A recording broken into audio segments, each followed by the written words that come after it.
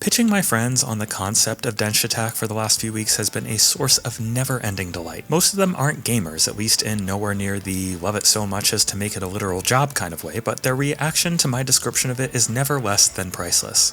To them I say, remember Tony Hawk's Pro Skater? Did you ever play that? Of course, right, everybody did. So now imagine a game kind of like that, but instead of a human on a skateboard, you are a train. A train, they ask? A train on a skateboard? No, dumbass, I rudely reply. Of course not. It's on train tracks sometimes. It also jumps, does flips through the air, rides along walls, jettisons off ramps, rides on rails, does whatever this is to a blimp, and occasionally decouples a Ferris wheel from its foundation to run on it like it's a giant hamster wheel. Oh, and it can honk too! My friends think I'm crazy, and perhaps they're onto something. Denshattack is an especially potent example of the weirdness that can fly out of the indie scene at any time, yet remain shamefully unnoticed by the vast majority of the gaming population. But let me tell you now, Denshattack is going to make waves.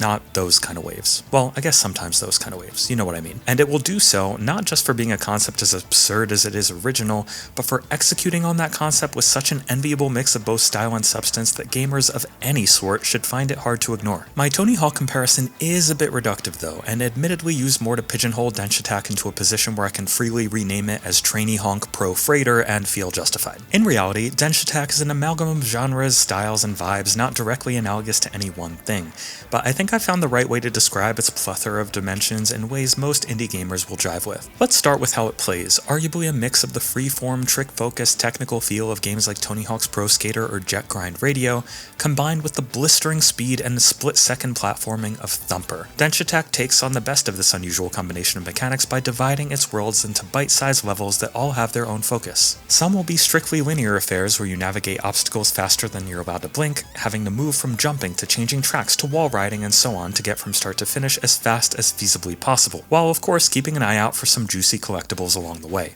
Others are significantly more open zones where you'll be given multiple objectives and tasked with completing them in any order you wish. You would think such a mission structure could be a mess in a game this fast given how seemingly impossible it would be to navigate with any precision. And yet, Denshattack's design accounts for this beautifully by matching each objective with massive color-coded signs pointing to the right path, ensuring it's nearly impossible to get lost or confused even if your reflexes are lacking. On top of this, you'll have strictly trick-focused open playgrounds where your goal is to meet a score threshold. Your tricked-out Choo-Choo can do a shockingly deep variety of moves in midair by moving the right analog stick in all sorts of directions and patterns, all easily viewable from the pause menu within your Tricktionary. You can also do tricks while wall riding, grinding, or even just doing a manual on the tracks to keep up some massive combos.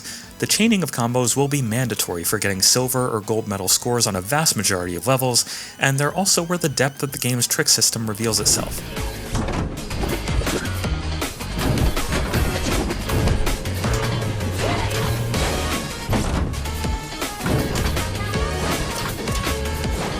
Getting the combo meter high enough will not only start increasing your score exponentially, but will activate, oh god, I'm gonna butcher the name, Yayorozudo? Yayorozudo?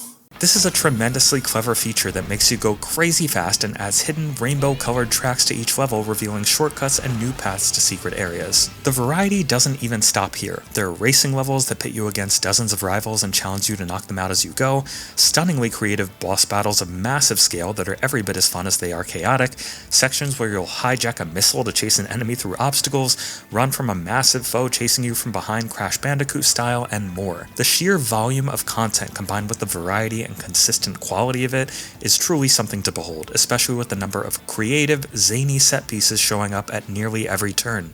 I cannot overemphasize how excellent Denshattack's level design is. This is a game that revels in being unpredictable, and so frequently turns expectations on their head that I can't help but admire its tenacity. Those itching for replayability will be happy to hear that while most levels last only a few minutes, you will want and often need to play them several times in order to complete them in full, though doing so is never required for core progression. Every single level has multiple collectibles, medals for completion time, medals for trick score, and several dare objectives to complete, such as doing a run without crashing, doing a specific trick in a specific spot, and so on. While getting through all of Denshattack the first time is likely to take you somewhere around 8 to 10 hours, going back for everything you missed is likely to include increase that playtime significantly. Even if there wasn't this amount of compelling optional content, I'd still be replaying these levels because nearly every single one is so fun.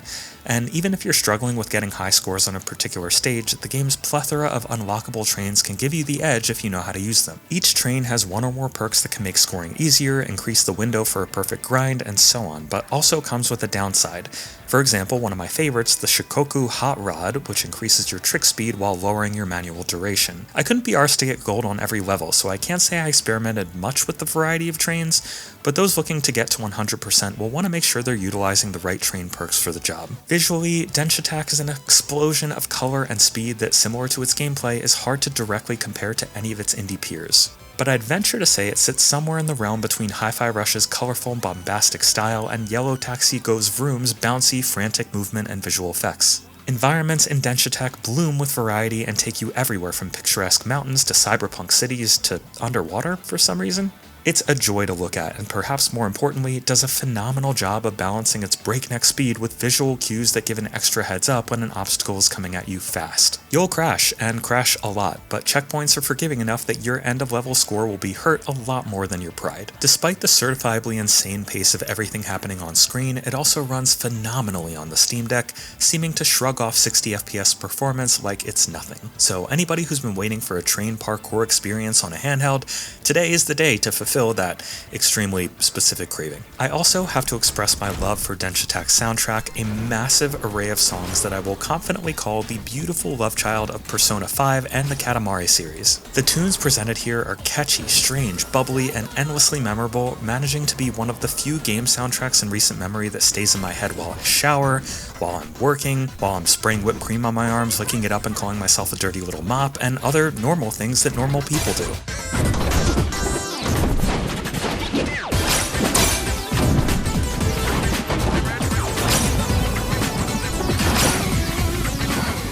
It's yet another of many features that are near guaranteed to make Denshattack utterly iconic in the indie space. You may notice something unusual about this review compared to my other ones, which is that I talk about Denshattack with the enthusiasm of a dog humping a pillow and have yet to point out anything negative. That is because Denshattack is not only one of the best games of the year, but an experience so nearly flawless in execution that it's hard to criticize it. But if I'm gonna maintain my reputation as a highly critical frigid bitch, I must do better than that. You might think an oddity like Denshattack doesn't need a story to be compelling, and you'd be right, but it has one, and while each and every part is technically skippable, it goes from charming diversion to irritating nuisance in relatively short time.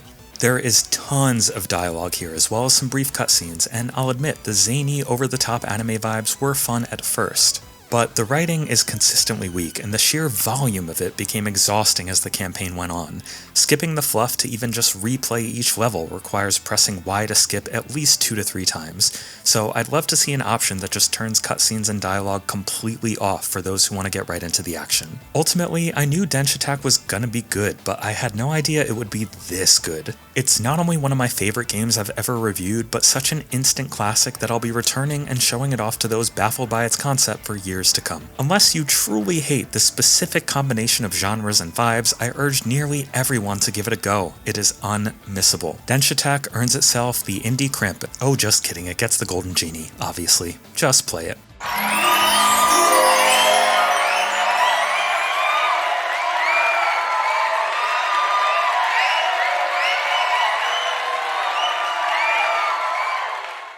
Thanks so much for watching, everyone. If you enjoyed today's video, don't forget to hit that like button, subscribe to the channel to help us continue to be able to bring a voice to the voiceless. Join the over 60,000 indie warriors that have said goodbye to the gaming echo chamber. For even more support, head over to patreon.com/idreamofindiegames, where you can get Discord access, early shows, exclusive content, and more, now with a brand new $2 entry tier. Or check out YouTube memberships for exclusive badges, custom emoji, and other fun perks. Support real people making real things, because here at I Dream of Indie Games, it's always about the games.